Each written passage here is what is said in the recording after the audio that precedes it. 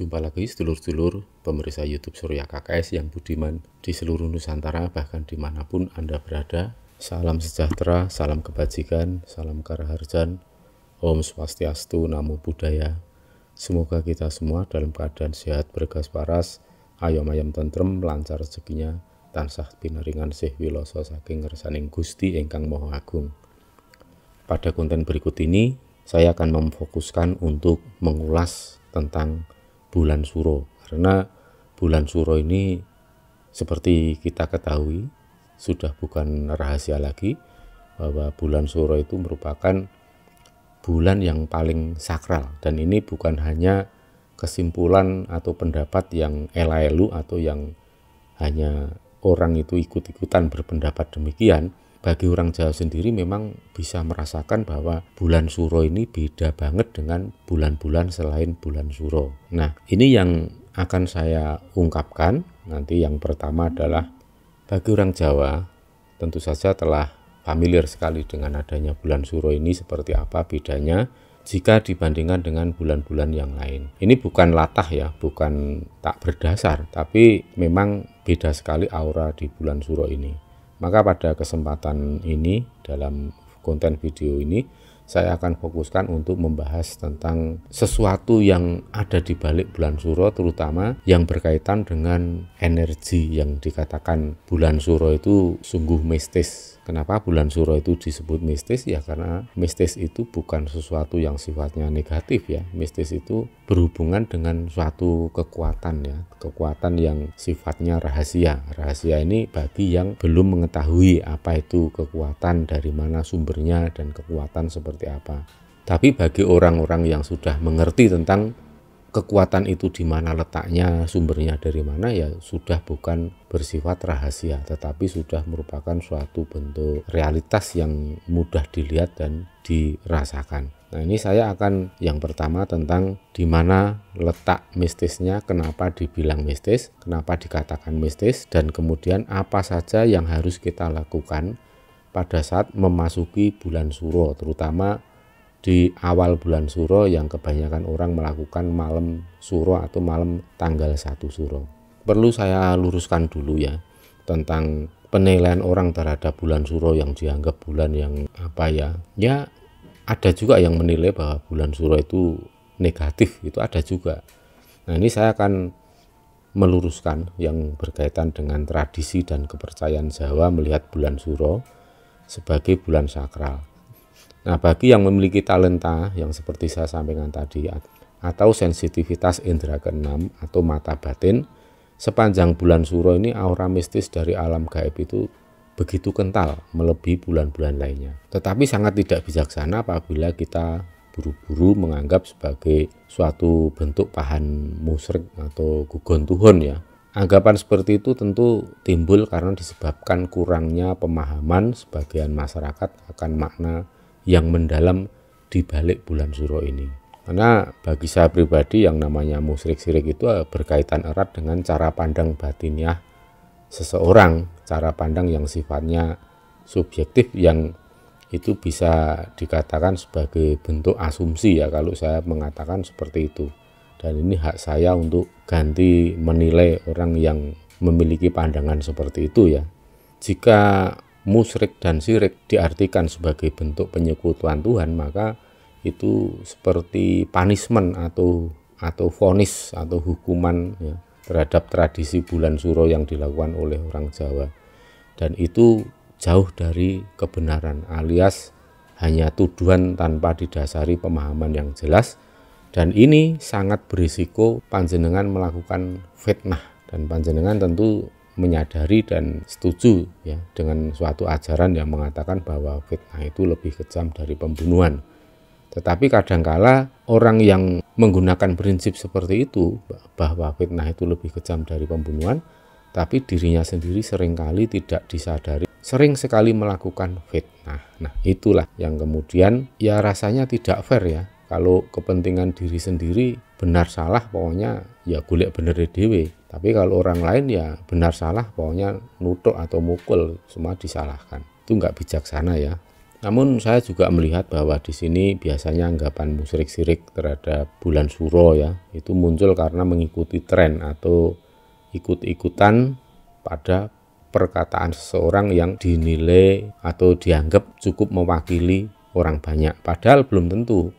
Bisa saja orang-orang yang ngomong seperti itu ya asal ngomong aja, tapi sebenarnya tidak didasari oleh pengetahuan yang cukup ya. Maka saya ajak kepada sedulur-sedulur semua, jangan mudah kita itu terjebak oleh simbol-simbol kesucian, terutama yang tampak oleh visual mata atau bisa dilihat oleh mata. Karena apa? Kesucian itu kan sebenarnya ada di dalam kedalaman hati, dan Tuhan itu yang paling mampu, yang paling tepat mengukur, atau dalam istilah spiritual ya tata hukum keseimbangan alam inilah yang maha adil untuk menimbang di mana level kesucian atau kadar kesucian hati atau batin seseorang. Kalau dikatakan bulan Suro itu sebagai bulan yang penuh kemusyrikan atau semacamnya itu ya itu jelas tuduhan yang merupakan kesimpulan yang sifatnya subjektif dan mengandung stigma dan sikap menghakimi secara sepihak. Para pemirsa yang budiman, perlu diketahui bahwa masyarakat Jawa itu kan mempunyai kesadaran makrokosmos, kesadaran mikrokosmos. Kesadaran makrokosmos itu bahwa Tuhan menciptakan kehidupan di alam semesta ini mencakup berbagai dimensi, baik yang sifatnya fisik atau wadak maupun yang sifatnya metafisik atau gaib. Nah, seluruh penghuni masing-masing dimensi itu kan mempunyai kelebihan maupun kekurangan. Bagi orang Jawa itu tidak ada makhluk yang sempurna dan paling sempurna. Tuhan menciptakan secara adil untuk saling mengisi, karena dengan kekurangannya itu menjadi indah ya. Kalau semuanya sempurna atau banyak yang sempurna, nanti yang ada malah terjadi benturan ya. Tapi karena jika kita menyadari bahwa kita itu makhluk Tuhan itu pasti memiliki kekurangan, nah itu justru akan memberikan alasan kenapa antar sesama makhluk Tuhan itu harus saling seiring sejalan, harmonis dan selaras.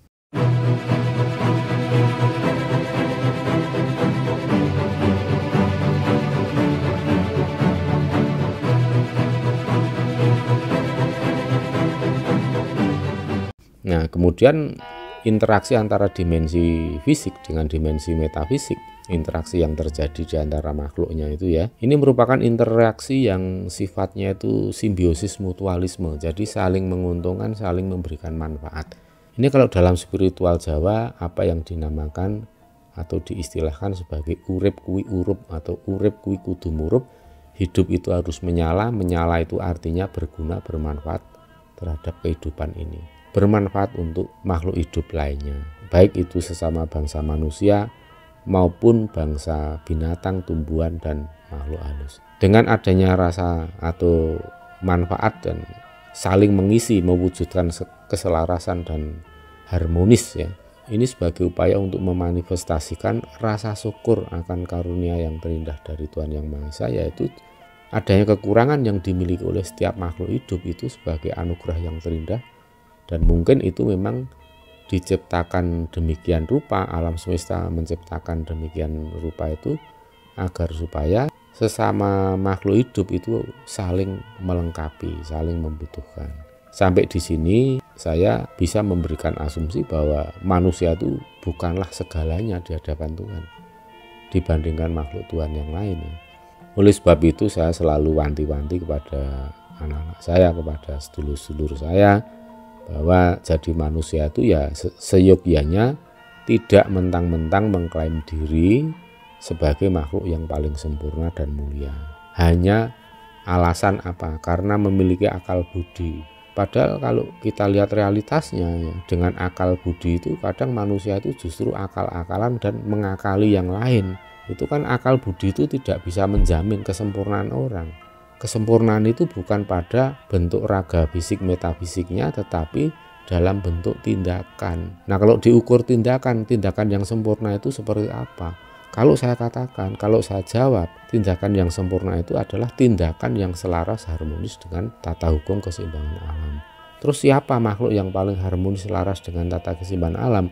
Kalau saya mengatakan manusia itu susah. Banyak manusia yang melanggar tata hukum keseimbangan. Banyak manusia yang tindak tanduknya itu melanggar keadilan alam semesta, melanggar kehendak Tuhan yang Maha Tunggal, Tuhan yang Maha Kuasa. Maka saya lebih mudah dan saya tidak khawatir penilaian saya itu salah. Maka saya menyimpulkan bahwa makhluk hidup yang paling sempurna dalam tindakan, artinya sempurna itu tadi selaras harmonis dengan tata hukum keseimbangan alam. Kalau dalam agama ya hidup sesuai dengan kodratnya masing-masing. Kalau saya melihat justru bangsa binatang dan tumbuhan termasuk makhluk halus, itulah makhluk hidup yang tidak pernah melanggar tata keseimbangan alam, tidak pernah melanggar atau melawan kodrat. Itu yang saya sampaikan pada dulur-dulur, bahwa kita sebagai manusia ya jangan mentang-mentang lah ini. Sekarang kalau kita kupas kelakuan binatang yang melawan hukum alam itu apa coba?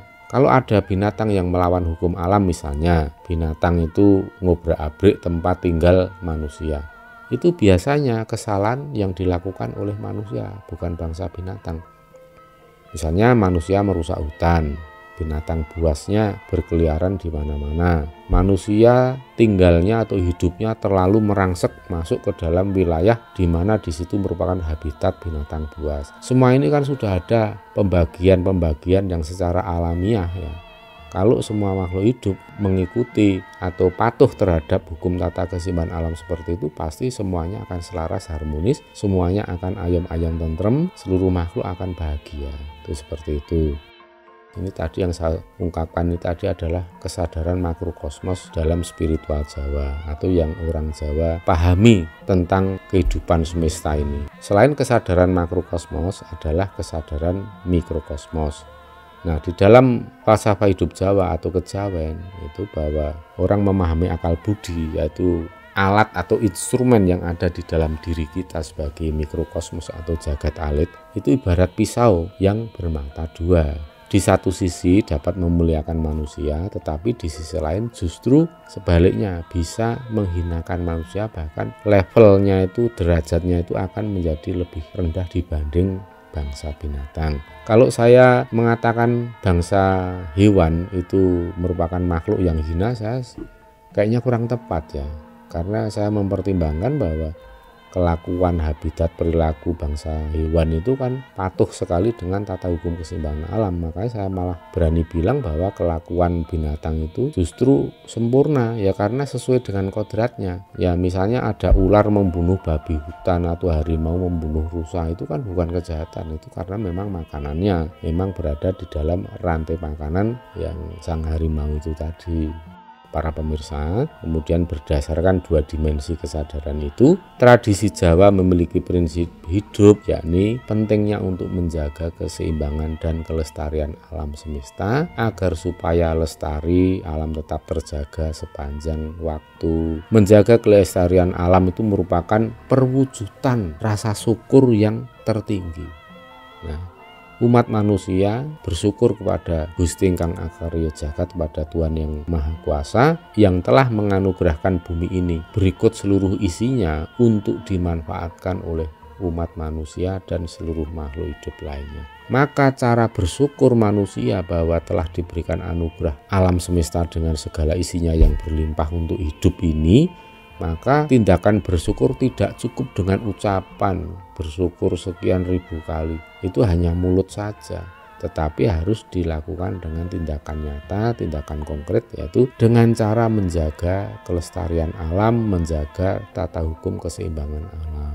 Dengan demikian kita sebagai manusia akan selalu selaras harmonis dengan kehidupan di jagat raya ini, harmonis, sinergis, berdampingan dengan makhluk hidup lainnya, tidak saling membinasakan, tetapi justru saling memberikan kehidupan. Itulah hakikat atau esensi dari urip kui kudu murup, hidup harus menyala. Ini juga menjadi tujuan utama dari kita hidup di dimensi bumi ini.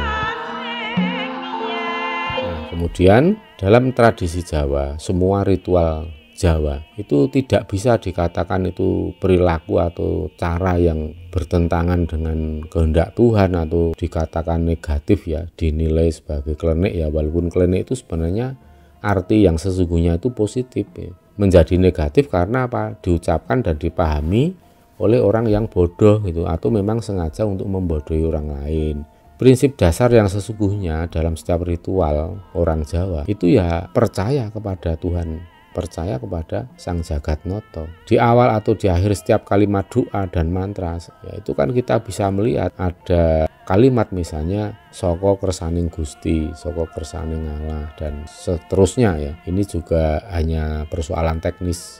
Teknis artinya ini hanya sebatas tata bahasa atau kalimat verbal. Bahasa dan huruf itu kan yang membuat manusia. Maka kita jangan pernah mensakralkan, mengkultuskan apapun itu bahasa maupun huruf. Mau huruf Jawa, Indonesia, Inggris, apa huruf atau bahasa Arab ya.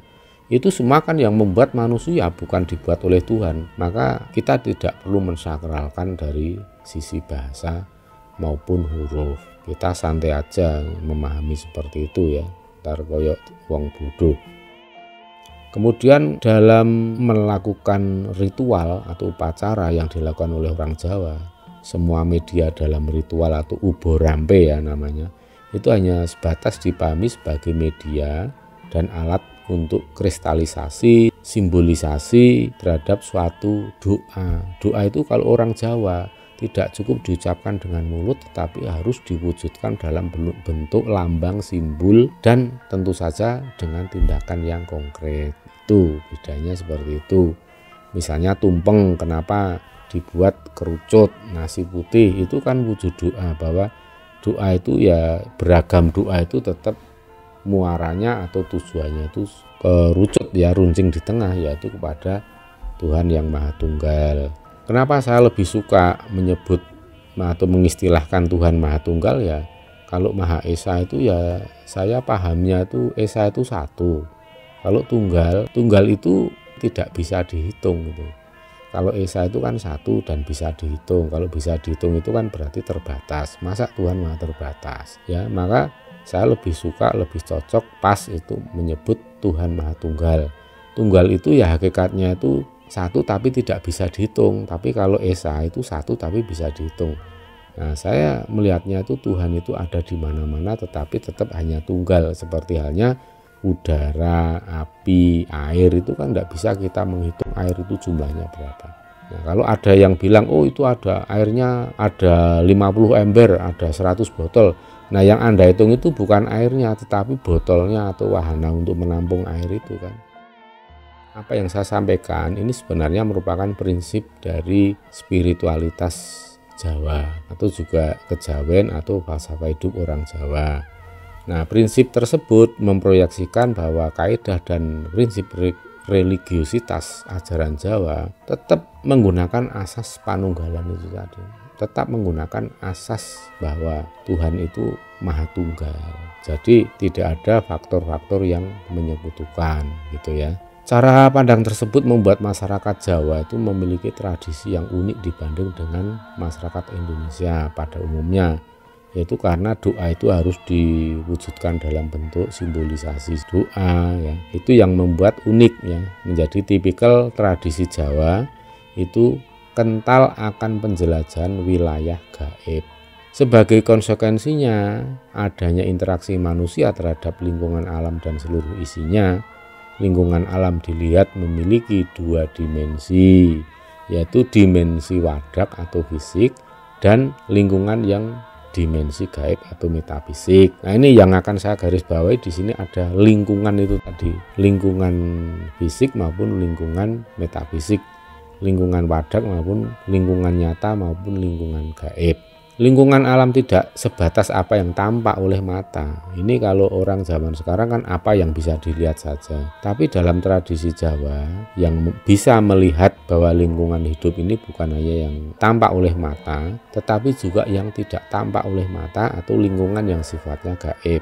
Oleh sebab itu orang Jawa menyadari betul bahwa kita hidup itu berdampingan, bertetanggaan dengan seluruh entitas gaib. Oleh sebab itu harus ada tindakan sikap yang harmonis selaras, jangan mentang-mentang sok kuasa, mentang-mentang sok paling sempurna, tapi dasar welas asih dan rasa menghormati terhadap makhluk hidup lainnya. Itulah yang kemudian menimbulkan suatu sikap orang Jawa terhadap kehidupan ini yang harus didasari welas asih itu, dan kemudian menimbulkan tata cara, tradisi-tradisi, upacara sebagai wujud kasih sayang, welas asih atau rasa menghormati orang Jawa terhadap seluruh makhluk ciptaan Tuhan. Itulah kemudian muncul banyak tradisi. Oleh sebab itu saya bisa mengatakan bahwa pemahaman masyarakat Jawa akan lingkungan atau dimensi gaib itu sebagai bentuk keimanan, ya, keimanan dalam tanda petik atau percaya kepada yang gaib. Kenapa saya bilang tanda petik? Karena dasarnya bagi orang Jawa itu sebenarnya bukan keyakinan tetapi kenyataan atau fakta.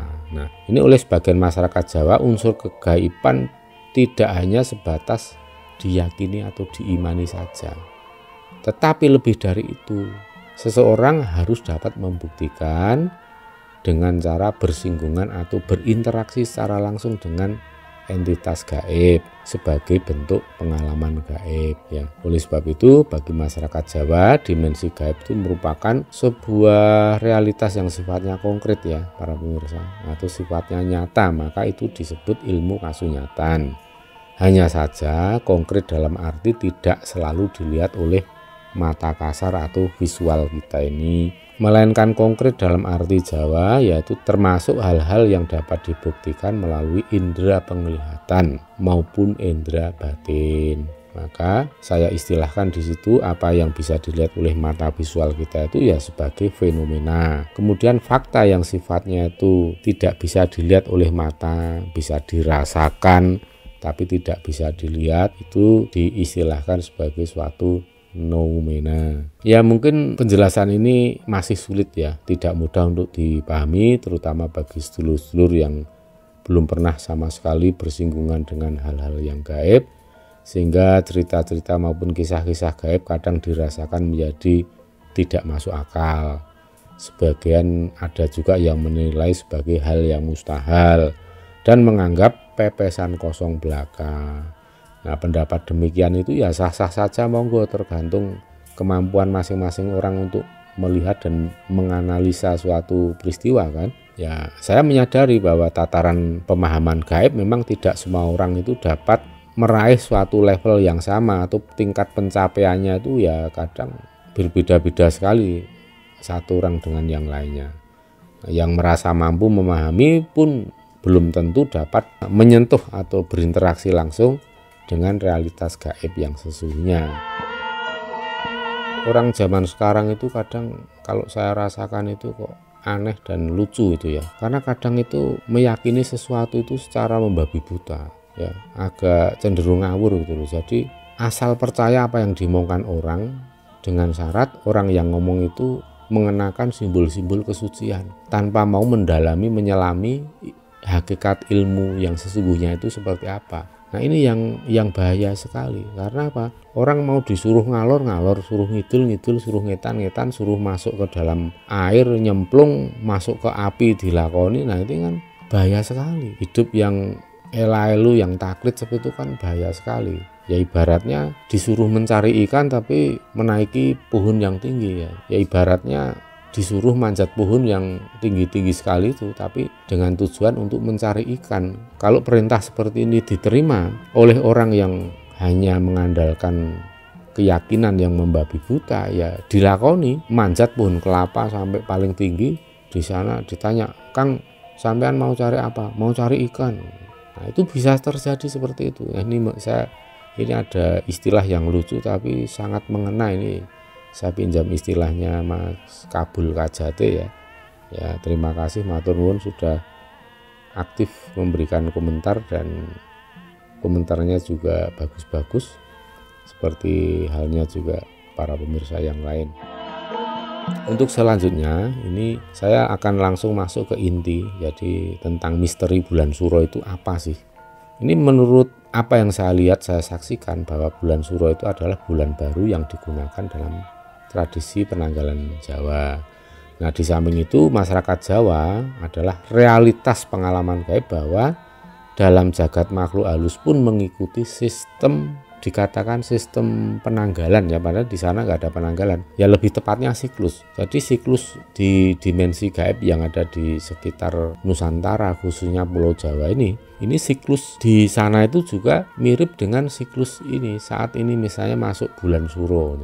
Artinya manusia, bangsa manusia ada yang merayakan, di sana ternyata juga merayakan sebagai suatu bulan yang dianggap ini bulan yang keramat ya oleh bangsa makhluk halus sendiri, seperti itu. Sehingga bulan Suro ini juga merupakan bulan baru yang berlaku di jagat gaib. Alam gaib yang dimaksudkan adalah ya meliputi jagat makhluk halus, termasuk di sini ada jin priprayangan, setan bekasaan gitu ya. Itu untuk mengistilahkan makhluk halus level bawah, termasuk misalnya hantu-hantu kayak misalnya kuntilanak, pocong, wedon dan segala macam, itu termasuk jagat makhluk halus yang berada di level bawah. Namun tidak hanya sebatas di situ saja, bahkan ternyata jagat leluhur pun itu mengaplikasikan hal yang sama, bahwa bulan Suro itu merupakan bulan yang dinilai itu sakral karena memang ada letak atau ada energi kesakralan itu memang benar-benar nyata,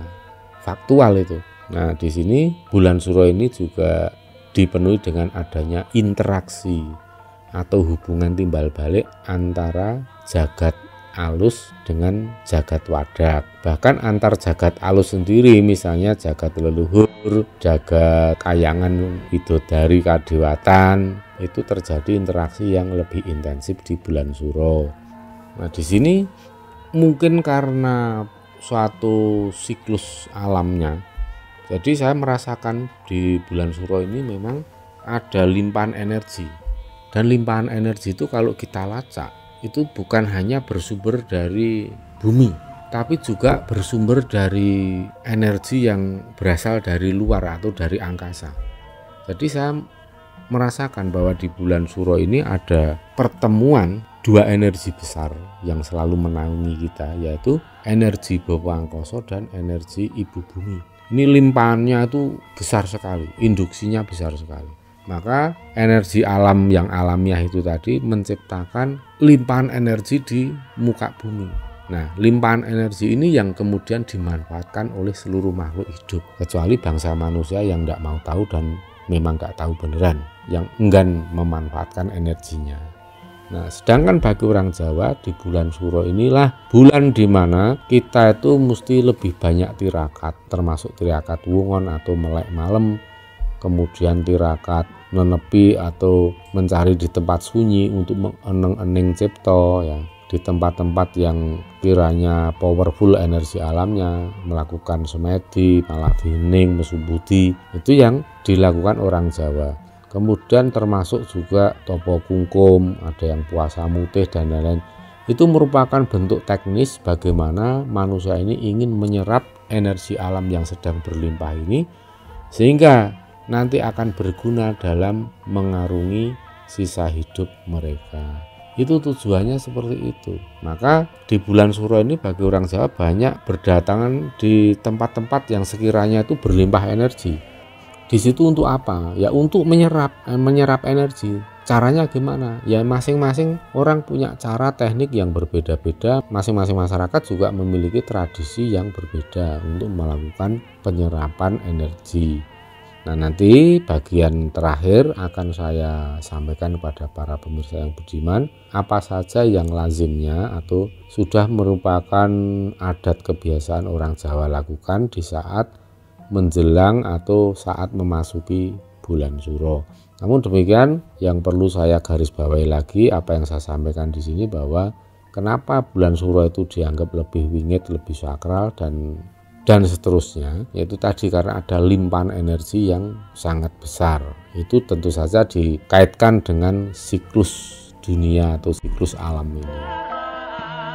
Nah, sekarang kita masuk ke akhir dari pembahasan konten ini, yakni apa saja yang biasa dilakukan oleh orang Jawa pada saat bulan Suro. Nanti atas beberapa uraian ya tentang pandangan masyarakat Jawa tersebut yang begitu kompleks rumitnya memahami sejatine urip, nah itu kemudian melahirkan kearifan lokal atau local wisdom yang kemudian mengkristal menjadi tradisi masyarakat Jawa, terutama dilakukan selama bulan Suro. Ini kalau saya mensinyalir selama ini, dan saya pernah melakukan semua, setidaknya ada 5 macam ritual yang dilakukan menjelang dan selama bulan Suro. Yang ke-1, kegiatan siraman malam 1 Suro. Siraman itu seperti apa para pemirsa?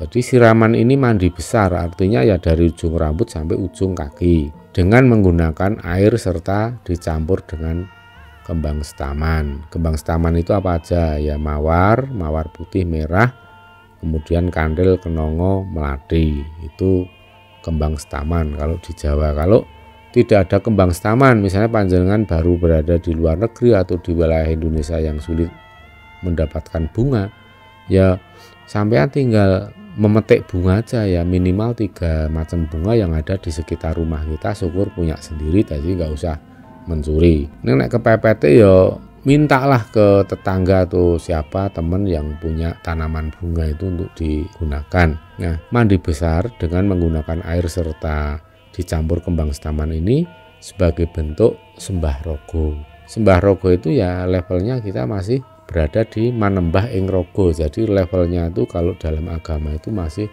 dikatakan sebagai level syariat.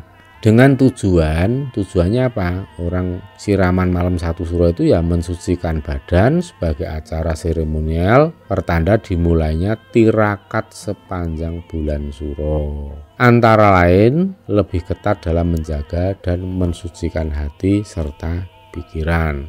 Kemudian menjaga panca indera agar tetap terkendali dan digunakan sebagaimana mestinya. Teknisnya ya, pada saat panjenengan melakukan siraman itu sebaiknya ya sambil berdoa memohon keselamatan, keberuntungan kepada Gusti Ingkang Akarya Jagat agar senantiasa menjaga kita dari segala macam bencana, musibah, kecelakaan atau bilahi. Nah, doanya dalam satu fokus, yakni memohon keselamatan diri kita, untuk keluarga, untuk handai tolan kerabat ya. Doa tersirat dalam setiap langkah ritual mandi. Misalnya kita mengguyur badan dari ujung kepala hingga sekujur badan sebanyak 7 kali siraman.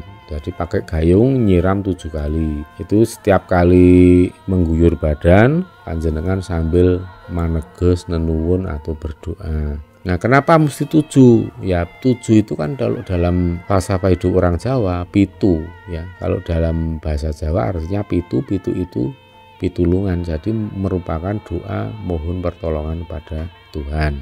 Apakah hanya bolehnya 7? Enggak, bisa 11, bisa 17 atau kelipatan-kelipatan yang memiliki makna. Dan ini tidak saklek harus 11 atau 7 atau 17, tidak saklek ya.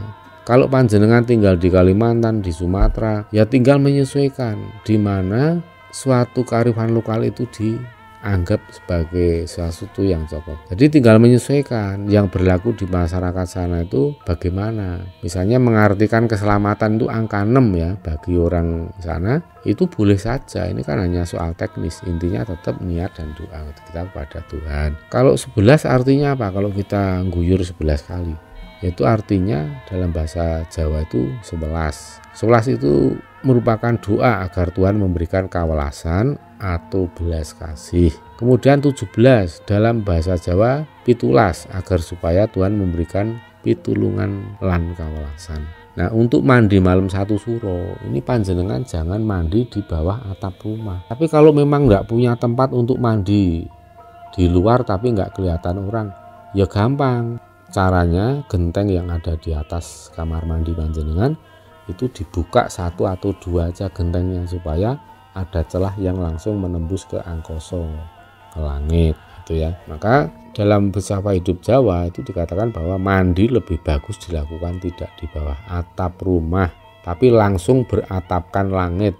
Yaitu maksudnya adalah kita secara langsung menyatukan jiwa raga ke dalam gelombang harmonisasi sinergi dengan alam semesta. Itu contoh satu yang biasa dilakukan oleh orang Jawa pada saat memasuki bulan Suro, yaitu dengan cara mandi besar dengan kembang setaman dan beratapkan langit. Dan ada satu hal lagi yang perlu saya sampaikan terutama bagi sedulur-sedulur yang akan melakukan ritual mandi besar, itu sangat baik ya bagi yang sudah memiliki pasangan, itu sangat baik untuk dilakukan mandi besar, tapi mandinya itu bersama. Jadi misalnya suami istri, jadi mandinya bersama, kemudian suami istri itu tangan kanannya memegang gayung atau tangan kiri ya, boleh mana saja. Tangan kanan memegang gayung, gayung satu dipegang dua tangan oleh suami istri, kemudian menyiramkan ke badan juga bareng. Itu lakukan 7, 11 atau 17 kali. Nah, tangan yang satunya kemana? Nah, ini mungkin ada pemirsa yang sudah langsung cek, itu ada pertanyaan seperti ini, tangan satunya kemana? Ya ini kan ritual ya sedulur-sedulur, jadi tangan yang satunya ojo ngelatak, ojo kemana-mana dulu, tapi tangan kiri ya, tangan yang satunya itu ya tangan kiri yang tidak memegang gayung itu tadi digunakan untuk merangkul bagian perut pasangan. Seperti itu lakukan. Itu malah bisa dibalik. Jadi yang perempuan di belakang, yang laki-laki di depan. Itu akan lebih baik tuh. Kemudian mengguyur seperti ini, misalnya istri kemudian suami di depan. Ya jangan khawatir kalau dibedot ya. Ora itu serius itu. Ini kan untuk ritual. Jadi jangan guyon, jangan main-main. Dilakukan seperti itu, misalnya guyur 11 kali, 17 kali, setiap guyur itu berdoa. Jadi itu melakoni seperti itu juga sambil meditasi. Dan ini tadi yang mandi di bawah atap langit itu tadi juga secara familiar juga disebut sebagai mandi wuwung. Kemudian yang kedua, apa yang dilakukan oleh orang Jawa pada saat memasuki bulan Suro? Orang Jawa banyak melakukan topo bisu ya, atau bertapa untuk tidak ngomong, tidak bicara. Berapa lama? Ya ini tirakat sepanjang bulan Suro berupa sikap selalu mengontrol ucapan mulut agar mengucapkan hal-hal yang baik-baik, yang positif saja. Sebab dalam bulan Suro yang penuh tirakat ini seharusnya ini merupakan kesempatan kita yang sangat besar, karena doa-doa kita itu lebih mudah terwujud. Kalau nggak percaya, panjenengan coba tirakat dan kemudian maneges berdoa sesuatu yang Anda inginkan, harapan. Yang penting syaratnya apa? Doanya jangan muluk-muluk, jangan terlalu bermimpi dalam terlalu ngelamun atau halusinasi. Misalnya panjenengan berdoa agar menjadi presiden, jadi doa itu juga harus yang realistis ya. Misalnya ijazah kita itu hanya SMA, tetapi terus enggan kuliah, nggak mau kuliah, tahu-tahu ngomong saya cita-citanya jadi dokter. Karena mulut ini harus dikontrol, dijaga selama bulan Suro, supaya apa? Mulutnya itu tidak menjadi harimau untuk panjenengan sendiri. Sebab dalam bulan Suro yang penuh tirakat, doa-doa ini lebih mudah terwujud. Jadi doa-doa ini memang akan lebih mudah dikabulkan oleh Tuhan, istilahnya begitu. Bahkan bukan hanya suatu ucapan-ucapan yang sifatnya itu positif ya, bahkan ucapan atau berupa umpatan mulut yang jelek, yang kotor, yang busuk itu akan bisa numusi atau mewujud. Misalnya panjenengan tiba-tiba kecewa dan kemudian teriak, waduh ciloko aku. Nah itu kalau panjenengan ucapkan di bulan Suro, maka ucapan itu akan mudah terjadi. Nah panjenengan yang mengucapkan ciloko terhadap aku itu kan bahaya banget. Maka ucapan buruk dapat benar-benar mencelakai diri maupun orang lain, sehingga ucapan buruk dapat benar-benar mencelakai diri sendiri maupun orang lain. Oleh sebab itu orang Jawa melakukan semua ini dengan cara topo bisu, supaya tidak nyeletuk atau keluar ucapan yang ya walaupun hanya guyon, tapi kalau itu fatal itu bisa saja terjadi. Jadi panjenengan harus hati-hati dengan ucapan mulutmu, harimaumu, apalagi di bulan Suro, bahaya. Jadi udah dua ya yang dilakukan. Kemudian yang ketiga itu lebih merapatkan diri kita kepada para leluhur. Itu kalau dalam istilah agama itu ya menggiatkan ziarah kubur. Pada bulan Suro masyarakat Jawa itu lebih menggiatkan ziarah atau marak sowan nyekar ke makam para leluhurnya masing-masing, atau makan para leluhur yang dahulu telah berjasa untuk kita, bagi masyarakat, bagi bangsa, sehingga negeri Nusantara ini ada. Selain mendoakan ya saat ziarah sebagai tindakan konkret generasi penerus untuk menghormati para leluhurnya, menjadikan pepunden.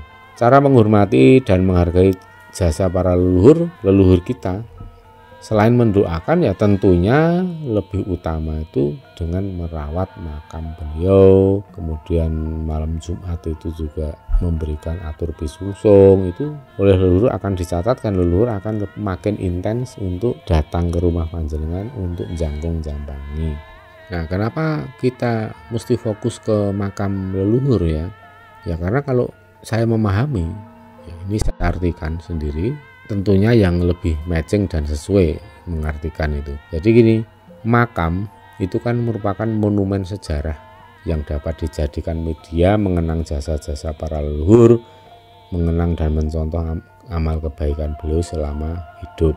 Nah, di samping itu kita akan selalu ingat akan sangkan paraning dumadi. Asal usul kita di dunia ini adalah dari turunan para leluhur, dari beliau-beliau yang sudah sumare, dan suatu saat nanti kita semua pasti akan juga menjadi leluhur. Mengapa harus datang ke makam? Tentunya atas kesadaran bahwa semua warisan para leluhur baik berupa ilmu pengetahuan, kebahagiaannya, tanah kemerdekaan, maupun hartanya, harta para leluhur nenek moyang masih bisa kita nikmati sampai sekarang ya. Bahkan tidak hanya berhenti di situ, masih bisa dinikmati oleh anak keturunan. Nah, sekarang kalau saya bertanya, apakah sebagai keturunan para leluhur kita masih tega hanya dengan mendoakan para leluhur itu dari rumah, sementara harta warisannya ini jika kita renungkan secara mendalam menggunakan hati nurani, sikap seperti ini tidak lebih dari sekedar menuruti egoisme pribadi. Mendoakan saja dari rumah itu tidak lebih dari sekedar menuruti egoisme pribadi atau hawa nafsu yang negatif tadi. Karena apa? Anak turun yang mau enaknya sendiri, enggan datang susah payah ke makam para leluhurnya, apalagi yang terpencil nun jauh di sana, harus pergi ke pelosok kampung, pelosok desa, mendoakan dan merawat seonggok makam. Saya coba ingatkan sedulur-sedulur bahwa betapa teganya hati kita, bahkan dengan mudah mencari-cari alasan pembenaran untuk kemalasan diri kita sendiri. Yang keempat, itu adalah menyiapkan sesaji bunga setaman dalam wadah berisi air bening, diletakkan di dalam rumah seperti kalau atur pisungsung malam Jumat. Jadi besok malam ya, malam Rabu itu ya aturkanlah pisungsung di rumah berupa teh tubruk, kopi tubruk, kembang setaman. Kalau mau nambahin yang lain-lain monggo. Selain membuat pisungsung seperti itu, pisungsung yang kita aturkan pada leluhur itu sebagai sikap menghargai para leluhur yang selalu jangkung, jambangi atau membimbing mengarahkan anak keturunan. Terus kalau panjenengan pergi ke makam dan membawa bunga ya ditaburkan ke batu nisan atau pusara atau tempat yang sudah disediakan abdi dalem, biasanya kalau khusus untuk makam raja-raja. Dan jangan pernah menyesal atau merasa merasa rugi ketika Anda itu sudah mengeluarkan duit untuk membeli bunga. Karena uang yang Anda belikan untuk bunga itu nanti tidak ada yang dikhawatirkan, tidak perlu khawatir, pasti akan berlipat-lipat. Ini suatu bakti kita, bakti Anda kepada para leluhur, dan leluhur cara membalas bakti kita itu ya dengan memberikan jalan yang mudah untuk meraih sukses. Maka biarpun berapapun uang yang kita belikan untuk membeli bunga itu pasti nanti akan kembali. Ya, ini terutama bagi sedulur-sedulur yang memang tidak memiliki uang yang cukup untuk membelikan bunga. Saya hanya ingin menyampaikan bahwa panjenengan tidak akan ada ruginya ketika panjenengan menaburkan sekar ke makam para leluhur. Nah, kemudian yang kelima ini adalah jamasan pusaka. Tradisi ini dilakukan dalam rangka merawat atau memetri warisan dan kenangan-kenangan para leluhur. Pusaka memiliki segudang makna di balik wujud fisik bendanya. Ini pusaka merupakan hasil karya cipta dalam bidang seni dan keterampilan para leluhur kita di zaman dulu, dan karya seni yang memiliki falsafah hidup yang begitu tinggi. Selain itu pusaka, ya, khususnya seperti Tosan Aji ya, itu menjadi situs dan monumen sejarah dan memudahkan kita simpati, berempati oleh kemajuan teknologi dan kearifan lokal yang telah dicapai oleh para perintis atau leluhur-leluhur kita di zaman dahulu. Dari sikap kita menghargai lalu tumbuh menjadi sumber inspirasi dan motivasi bagi generasi penerus bangsa agar mampu berbuat lebih baik dan maju di bidang prestasi yang telah diraih oleh para leluhur, terutama leluhur kita di masa lalu. Bangsa yang besar adalah bangsa yang menghargai para leluhurnya, para pahlawannya, dan para perintis bangsa itu sendiri. Meskipun dalam darahnya memiliki darah dari Tiongkok, dari Amerika ya, tapi itu jangan menjadikan suatu kendala, karena yang paling penting adalah komitmen seseorang. Karena mereka semua menjadi sumber inspirasi, motivasi, dan tolak ukur atas apa yang telah diperbuat dan digapai selama ini oleh kehidupan kita. Dengan demikian, generasi penerus bangsa tidak akan mudah tercerabut dari akarnya. Tumbuh berkembang menjadi bangsa yang kokoh, tidak menjadi kacung dan bulan-bulanan budaya, tradisi, ekonomi, dan politik bangsa asing. Kita sadari atau tidak, tampaknya telah lahir megatrend terbaru abad ini sekaligus yang paling berbahaya, yakni merebaknya bentuk the newest imperialism melalui cara-cara politisasi agama.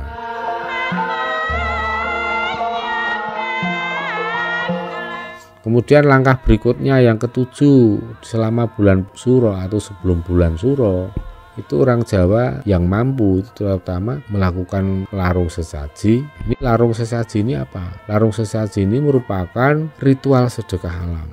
Ubur-ambir ritual disajikan atau dilarungkan ke laut atau gunung dan ke tempat-tempat tertentu yang dianggap itu sebagai suatu titik yang sakral. Ini larung sesaji ini seperti apa pentingnya? Baiklah para pemirsa yang budiman, berikut saya sampaikan tentang konsep pemahaman atau prinsip hati maupun pola pikir mengenai tradisi larung sesaji bagi orang Jawa. Baik itu sesaji yang diaturkan ke gunung maupun ke laut. Yang pertama, dalam melaksanakan ritual, hati kita tetap teguh pada keyakinan Gusti Ingkang Akarya Jagat. Yang kedua adalah nilai filosofi, bahwa ritual larung sesaji ini merupakan simbol kesadaran makrokosmos yang bersifat horizontal, yakni penghargaan manusia terhadap alam semesta dan segala macam isinya. Disadari bahwa alam semesta ini merupakan sumber penghidupan bagi manusia dan seluruh makhluk, sehingga untuk melangsungkan kehidupan generasi penerus atau anak turun kita,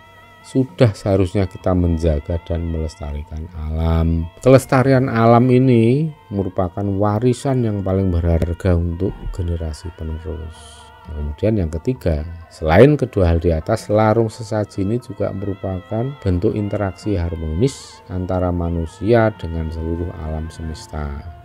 Disadari pula bahwa manusia hidup di dunia ini berada di tengah-tengah atau lingkungan bersifat kasar mata atau jagat fisik maupun gaib atau jagat metafisik. Kedua dimensi jagat tersebut tentunya saling bertetanggaan dan keadaannya pun sangat kompleks. Maka manusia dan seluruh makhluk ciptaan Tuhan seyogyanya menjaga keharmonisan dalam bertetangga. Sama-sama menjalani kehidupan ini. Jadi enak kan kalau kita menyadari bahwa kita jalani kehidupan ini bersama dengan seluruh makhluk dan mereka itu sedulur kita semua. Diciptakan ada karena ada manfaatnya. Sebaliknya, bila mana dalam hubungan bertetangga, terutama dengan tetangga alam gaib kita, itu tidak harmonis, maka akan mengakibatkan situasi dan kondisi yang destruktif. dan merugikan semua pihak. Maka seyogianya jalinan keharmonisan sampai kapanpun tetap harus dijaga. Kemudian yang selanjutnya ya, selain larung sesaji, ada juga sedulur-sedulur dari Jawa ini yang lazimnya justru sebisanya untuk dilakukan ini membuat bubur suran.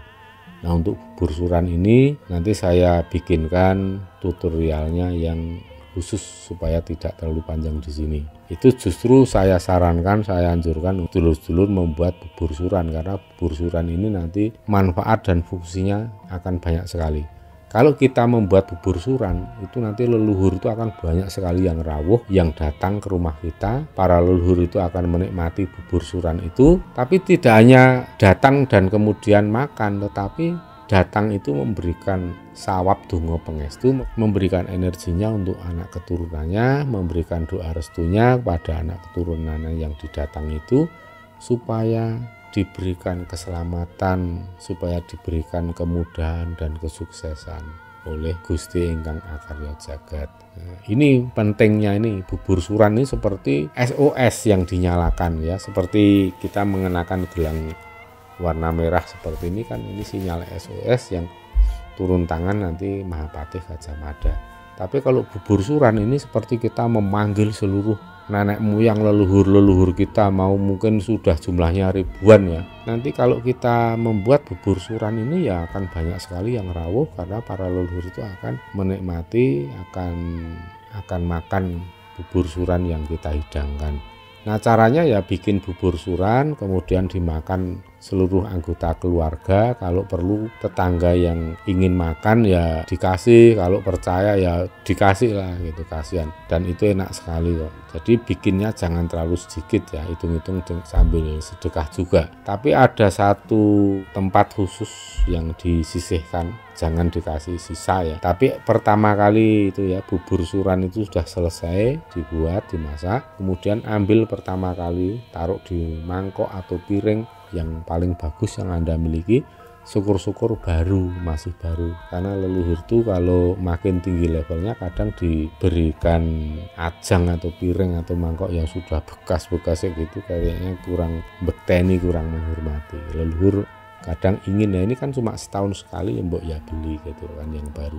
Setelah ditempatkan atau dihidangkan, kemudian haturkan pada leluhur. Kalau dalam bahasa Jawa ya kepareng aturaken bubur suran dumateng para leluhur ingkang nurunaken kula, ingkang nurunaken simah kula kersa dhahar wonten ing griya mriki, lan ugi nyuwun tambahing sawab berkah donga lan pangestu. Kula tampi, kula punji dados jimat paripih ingkang saged andayani lampah gesang kula salajengipun.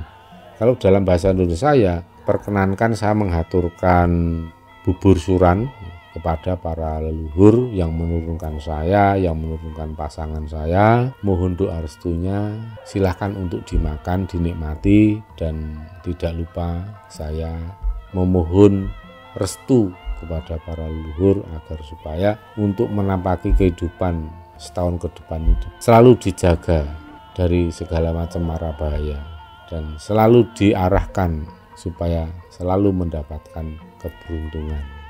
Itu ya seperti itu contohnya. Tapi monggo kalau mau dikembangkan dengan kreativitas panjenengan, saya percaya banyak yang ahli tata bahasa.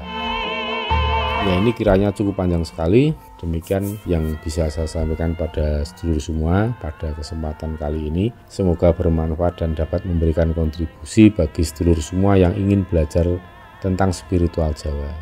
Sebagai penutup, saya sampaikan terima kasih atas segala atensinya. Jangan patah arang, makin semangat, hari esok makin sukses. Jumbuh kang kinayo, sembodo kang sinedya, dadi kang tansah pinuji, wilujeng rahayu kang tinemu, bondo lan bejo kang teka saking kersaning Gusti, Suradira jaya ningrat lebur dening pangastuti, jaya-jaya wijayanti, rahayu rahayu sagung titah tumati.